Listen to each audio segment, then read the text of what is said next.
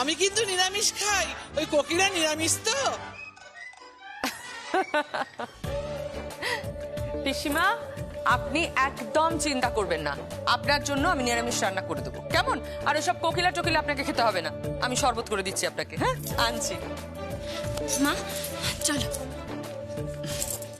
আমি জানি তুই আমার সঙ্গে সবসময় থাকবি, আর কেউ থাকুক না থাকুক, সে প্রেসের সামনে হোক কিংবা রান্নাঘরে হোক, তোর অবাধ বিচরণ। আশীর্বাদ করি। নিজ নামে নিজ গুণে স্বমহিমায় তুই উজ্জ্বল হয়ে ওঠ। থাক থাক থাক থাক। আহা, কি ভালো কি ভালো, আমার বাড়ির বউটা যদি এরকম হতো।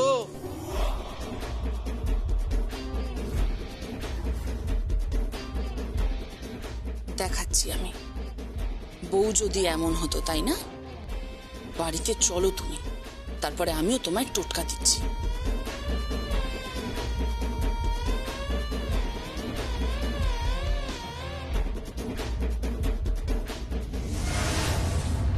টোটকা দেখাচ্ছি, টোটকা। ওই শাশুড়ি বৌমা ননদ মিলে সংসারটাকে নিজেদের জমিদারি পেয়েছে। তুই কার কথা বলছিস? কার কথা আবার? ওই যমুনা, গীত আর অনুরাধা।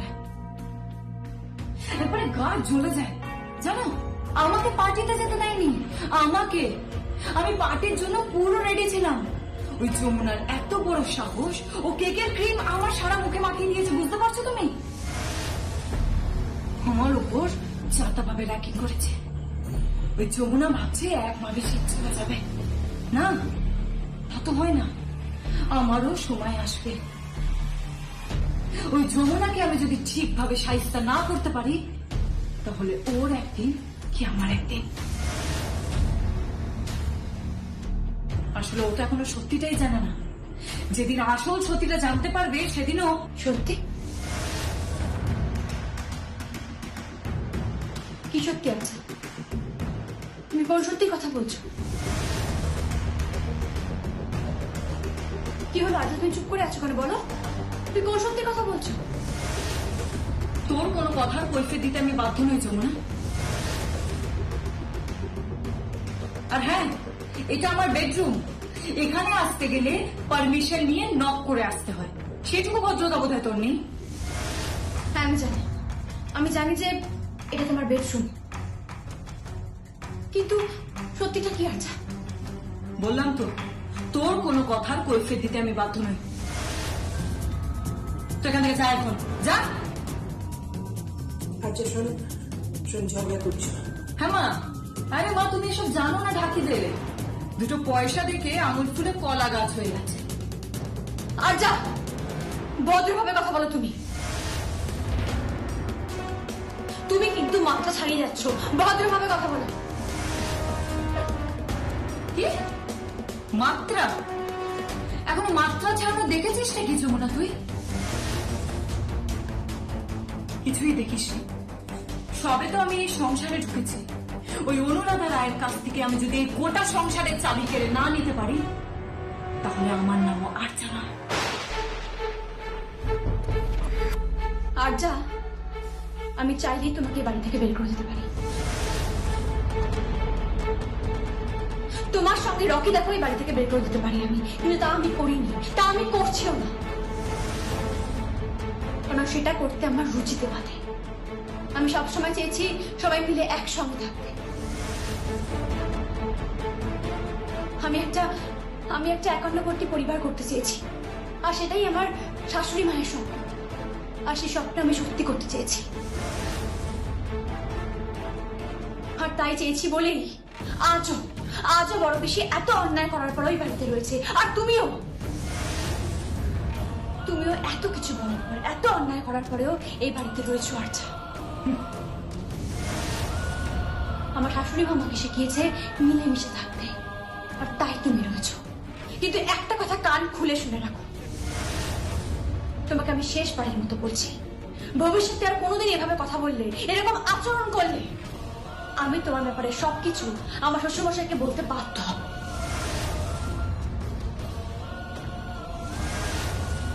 যা যা যা পারিস করে নে। যা পারিস করে নে। আর যা বোকামো করিস না, মাথা ঠান্ডা রেখে কথা বল। কি করে মাথা ঠান্ডা রাখবো বলো তোমার? হ্যাঁ, কি করে মাথা ঠান্ডা রাখবো? কোথা থেকে নিয়ে চলে এসেছে যমুনা ঢাকিকে? সেলিব্রিটি নাকি একটা কম্পিটিশনে জিতে গিয়ে দুটো নিউজে ছবি বেরিয়েছে বলে ওরা করে মাটিতে পা পড়ছে না? ওর এরকম হাল আমি করবো না, ও কল্পনাও করতে পারছে না। এই সংসারটাকে ওর বাপের রাজত্ব পেয়েছিল, এই সংসারের চাবি আমি আমার হাতে নেব। আমি বুদ্ধি দিচ্ছি তোকে কি করতে হবে। শোন,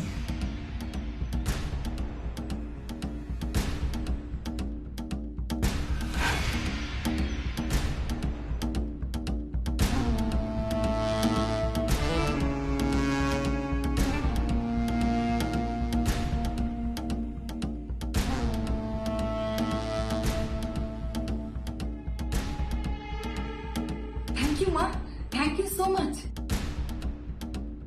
হ্যাঁ, আমি রাখছি।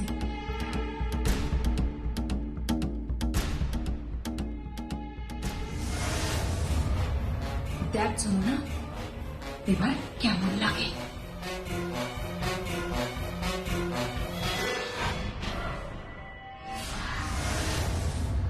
যমুনা, যমুনা এই তো। কি হলো কি? আরে যমুনা, গুড নিউজ। কি নিউজ? ওই যে তুমি প্রাইজ মানিটা পেয়েছো, সেটা তোমার ব্যাংক অ্যাকাউন্টে হিট করে গেছে। আর শুধু তাই নয়, ওই যে ওরা কমিটমেন্ট করেছিল যে চ্যাম্পিয়ন হবে তাকে দিয়ে স্পেশাল রেকর্ডিং করাবে, তারপর মিউজিক স্কোর করাবে। Guess what? ফোন এসেছিল। বিখ্যাত সিঙ্গার, মিউজিক কম্পোজার, তাদের তুমি হেল্প নিতে পারো, তুমি মিউজিক কম্পোজ করবে। কম্পোজ মানে? আরে কম্পোজ মানে মানে গান বাজবে, সুর করবে, আর তাতে নানান রকম ইনস্ট্রুমেন্ট বাজবে। যেমন ধরো গিটার বাজবে, তারপর পিয়ানো বাজবে, বেহালা বাজবে। তুমি যা যা চাও, তোমার যা যা প্রয়োজন সব বাজবে। যমুনা, তুমি মিউজিক ডিরেক্টর হিসেবে আত্মপ্রকাশ করবে। আর একবার যদি তোমার কম্পোজ করা মিউজিক ক্লিক করে যায় না, তাহলে আমার থেকে খুশি আর কে হবে তুমি বলো? দেখ, আমি করবো সুর, আর তাতে ওইসব বাজনা বাজবে, তারপরে হয় নাকি? না, কি করে হয় মানে? তুমি স্টুডিও দেখোনি যেখানে রেকর্ডিং হয়? হ্যাঁ, ওই বড় বড় যন্ত্রগুলো থাকে ওখানে। আরে যন্ত্র নয়, ওই যে বড় মেশিনটা, ওটাকে মিক্সার বলে। তারপর মাইক্রোফোন থাকে, আর ওই কানে হেডফোন নিয়ে মাইক্রোফোনের সামনে দাঁড়িয়ে, তুমি এসব দেখেছো তো? হ্যাঁ, তা তো দেখেছি, কিন্তু আমি কি করে করব? কি করে করবে মানে? আরে তুমি করবে, ওরা ফোন করবে। আমি বলেছি তুমি এখন সংসারের কাজে ব্যস্ত আছো, সংসারের কাজ শেষ হয়ে যাওয়ার পর দুপুরবেলা তুমি ওদের সাথে কথা বলবে। যমুনা, তুমি মিউজিক কম্পোজ করবে, আর তোমার কম্পোজ করা মিউজিক শুনে সবাই মোহিত হয়ে যাবে। যমুনা ঢাকি ঢাক বাজায়, তবলা বাজায়, খোল বাজায়, নাকারা বাজায়, সব বাজায়, কিন্তু সে যে কম্পোজ করতে পারে সেটা কখনো কেউ ভাবেনি। যমুনা, তুমি নিজেকে এমন জায়গায় পৌঁছে নিয়ে যাও না, যেখানে যেখানে কারোর হাত পৌঁছতে পারবে না, শুধু আমি ছাড়া। আর আমি অহংকার করব আর বলবো যে ওই দেখো আমার wife. My love is there. আমার ভালোবাসা আজ কোথায় পৌঁছে গেছে। আমি তো সবটাই বুঝতে পারলাম, কিন্তু ছোট কথা বাবু, আমি পারবো না। পারবে না মানে? পারবে, তোমাকে পারতে হবে। ওরা তোমাকে ফোন করবে, ওরা সব তোমাকে বুঝিয়ে দেবে, তারপর তুমি শুরু করবে, কথা লিখবে। কথা লিখবো আমি? এবার না, আমি ওরকম কথা লিখতে পারবো না। আপনার কি মাথাটা একেবারেই গেছে নাকি? আরে মাথা কেন যাবে, কথা তো লিখতেই হবে। আমি পারবো। পারবে না? পারবে, তোমাকে পারতে হবে, আর আমি তোমার পাশে থাকবো। দিন নেই, রাত নেই, ঝড় নেই, বৃষ্টি নেই, ভোর নেই, গধূলি নেই, সব সময় আমি তোমার পাশে থাকবো। যমুনা, আমি একটা করে কথা তোমার সামনে তুলে ধরবো, আর তুমি সেটা তোমার মতো করে সাজিয়ে বসিয়ে নেবে। That's it. আর তারপর তাতে সুর প্রয়োগ করবে, আর তারপরে মিউজিক তো তোমার হাতের খেলনা। সঙ্গীতের 7টা সুর তোমার কাছে খেলনা। আমরা হাসি, কাঁদি, খেলি, সঙ্গীতের স্বাদ শুনে। I love you, I love you Jamuna.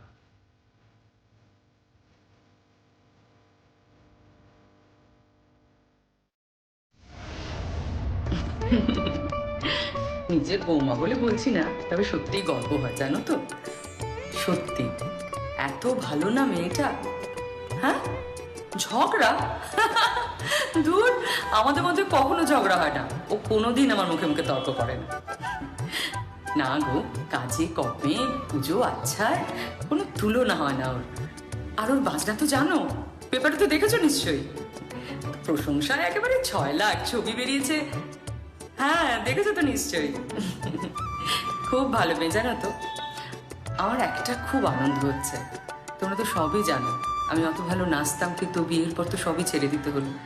শখ তো পূরণ করতে পারিনি, তাই বৌমার মধ্যে দিয়ে এই শখটা পূরণ হচ্ছে আমার। না না, আমার স্বামী আমায় তো কখনো সাপোর্ট করেনি, কিন্তু পুত্রবধূকে খুব সাপোর্ট করছে, এটাই আমার প্রাপ্তি। হ্যাঁ হ্যাঁ, সেই খুব ভালো মেয়ে গো, সত্যি খুব ভালো মেয়ে। আবার জানো তো কি হয়েছে, রকি তো বিয়ে করে চলে এসেছে। আর বলো না। না না না, পার্টি দেবো পার্টি দেবো। আরে প্রেম করে বিয়ে করেছে, কিছু জানাইনি, কি করবো বলো তো। মা, মাসকাবাড়ির লিস্টটা বানিয়ে দাও। তুই মাসকাবাড়ির লিস্টটা করে নে। ওই যমুনা আবার কি, ও যেরকম বাজনাও বাজায় তেমন মাসকাবাড়ির লিস্টও বানায়। আমার বৌমা একেবারে দশভুজা। হ্যাঁ, আচ্ছা রাখছি গো, পরে কথা বলবো কেমন? পরে ফোন করছি। এতক্ষণ ধরে কার সাথে কথা বলছো মা? তো নিন্দে করছিলাম ছোট তরফের কাছে। সে ভালো করেছো, নিন্দা করেছো, বেশ করেছো। এখন লিস্টটা বানিয়ে দাও না, মাসকাবাড়ির লিস্টটা। আমি বাবা সব পারবো না, তুই লিস্টটা বানিয়ে নে। কেন? যমুনা, আমি দায়িত্ব দিয়েছি তোকে। মা, তোমাকে না এত তাড়াতাড়ি আমি রিটায়ার করতে দেবো না। কেন শুনি? তোমার বয়সই বা কি এমন? হ্যাঁ, এখনো তোমাকে এই পাড়ার ইয়াং ছেলেরা দেখলে না একেবারে লাট্টু হয়ে পড়ে যাবে। খুব ফাজিল হয়েছিস তুই। ফাজিলের কি আছে মা? আমি তো ঠিক কথাই বলেছি, সত্যিই বলেছি। তুমি এরকম বুড়োটা ভাব করো না তো মা। তোমার কি বা বয়স? আমার শ্বশুরমশাই একটা কচি বউকে বিয়ে করে ঘরে এনেছে, এখন যে সংসারে এমন ভাব দেখাচ্ছে যেন তার 80 বছর বয়স পেরিয়ে গেছে। এসব বন্ধ করো আর লিস্টটা বানাও। আমি কিন্তু বানাতে পারবো না বলে রাখলাম। এবার কিন্তু মার আমি আমার কাছে বলে দিলাম, যা। মারো না, তোমার মারটাও তো আমার কাছে আশীর্বাদ হয়ে যাবে। আর এসব কথা বলো না, আর সময় নষ্ট করো না, লিস্টটা বানিয়ে দাও, দেরি হয়ে যাচ্ছে। বাবা, ন্যাকামো দেখলে তো একবারে গা জ্বলে যায়। সকাল থেকে ব্রেকফাস্টের জন্য ওয়েট করছি। কাল তো ফ্রিজ থেকে একটু টক দই নিয়েছিলাম বলে মহাভারত অশুদ্ধ হয়ে গেছিল, তাই আজকে ওয়েট করছিলাম কখন কপালে ব্রেকফাস্ট জোটে। কিন্তু এখানে এসে তো দেখছি শাশুড়ি আর বৌমা পরস্পরকে তেল মারতেই ব্যস্ত। ঠিক করে কথা বলো আচ্ছা। শুনেছি তো খুব শিক্ষিত বাড়ির মেয়ে তুমি, কিভাবে কথা বলছো? ওকে, আই এম সরি, কিন্তু খিদে পেয়েছে। আর আমার বরটা তো মনে হচ্ছে এবারে কাজের লোক, একটা কফিও তো সে পেতে পারে নাকি? হ্যাঁ নিশ্চয়ই পারে। তো তুমি তোমার বরের জন্য কফিটা বানিয়ে নিয়ে যাও না। বাবা, সকলের জন্য কফি তুই বানিয়ে দিবি আর আমার বরেরটা আমি বানাবো কেন? কারণ তুমি এবারে বউ, তাই। যমুনা যদি সবসময় সংসারে সব কাজ করতে পারো, তুমিও হাতে হাত মিলিয়ে কফিটা বানিয়ে ফেলো। যাও, নিজের বরের জন্য কফি বানিয়ে দিয়ে এসো। কাজ? আমি তো কোনো জিনিসেই হাত দিতে পারবো না। যদি কোনো কিছুতে ভুল করে হাত দিয়ে দিলে তখন তো আপনিই বলবেন, আর যা এটা কেন করেছো, আর যা ওটা কেন করেছো, ওটা তোমার জেঠ শ্বশুরের জন্য, ওটা তোমার ভাসুরের জন্য, ওটা তোমার কাকার জন্য। আর যা ভদ্রভাবে কথা বলো। তুমি কি যাতা বলে যাচ্ছ? হ্যাঁ, সাত সকালে এসে অশান্তি শুরু করে দিলে। আমি অশান্তি শুরু করেছি? আমি তো শুধু এক কাপ কফি চেয়েছি, আর কি করেছি? হ্যাঁ, সেটাই তো মা বললেন। মা তো সেটাই বললেন, তুমি বানিয়ে নাও না বরের জন্য, তোমার অসুবিধা কি? আমি পারবো না। আমি এ বাড়িতে বেগার খাটতে আসিনি, আর আমি এ বাড়ির ঝি চাকর নই তোর মতো, বুঝতে পেরেছিস? ও বাড়ির ঝি চাকর নয়। And for your kind information, যারা সংসারের কাজকর্ম করে বাড়ির বউরা তারা ঝি চাকর হয়ে যায় না, সংসারকে ভালোবেসেই তারা কাজকর্ম করে। আশা করি এইটুকু বোধ তোমার আছে। নেই, আমার বোন, প্লিজ কফিটা কি পাঠাবে? তুমি বানিয়ে নাও। আপনি কিন্তু মিছি মিছি আমার সাথে পায়ে পা লাগিয়ে ঝগড়া করছেন। মা ছাড়ো, ঠিক আছে আমি আমি কফি বানিয়ে দিচ্ছি। আমার যা বোঝার খুব ভালো করে বোঝানো হয়ে গেছে। আসলে মা এই মেয়েটা না কোনো কাজই পারে না, একেবারে একটা অপদার্থ। যমুনা, আর যা, একদম চোখ রাঙাবে না, আমার সঙ্গে চোখ রাঙিয়ে কথা বলবে না একদম। কফি বানিয়ে দিচ্ছি, জল খাবার বানিয়ে দেবো, চুপচাপ খেয়ে নেবে, আর একটাও কথা নয়। শোন, হ্যাঁ মা। তুই রকি আর আর্যার খাবার দাবার করবি না। কেন? কারণ তোমাদের দিরাগমনে যেতে হবে। দিরাগমন মানে? তোমার আর রকি ভুলে গেছো? বিয়ের পর দিরাগমন বলে একটা ব্যাপার আছে। তোমাকে আর রকিকে তোমার বাপের বাড়ি যেতে হবে, গিয়ে জোর খুলতে হবে। ও মানে বিয়েটা তো সেভাবে হয়নি, তাই জোর ঠোর। কিভাবে কি হয়েছে আমার জানার দরকার নেই। তোমাদের দিরাগমনে যেতে হবে, এটাই ফাইনাল। যাও, লাগে ঝুঁচিয়ে নাও। ঠিক আছে মা, আমি ড্রাইভারকে বলে দিচ্ছি। ড্রাইভারকে বলার কি দরকার আছে? সঙ্গীত আমাদের গিয়ে ছেড়ে দিয়ে আসবে। মানে ওর পর পৌঁছে দেবে মানে? কারণ আমার ইচ্ছে হয়েছে তাই। না, সঙ্গীত তোমাদের পৌঁছে দেবে না। সঙ্গীত কেন যাবে?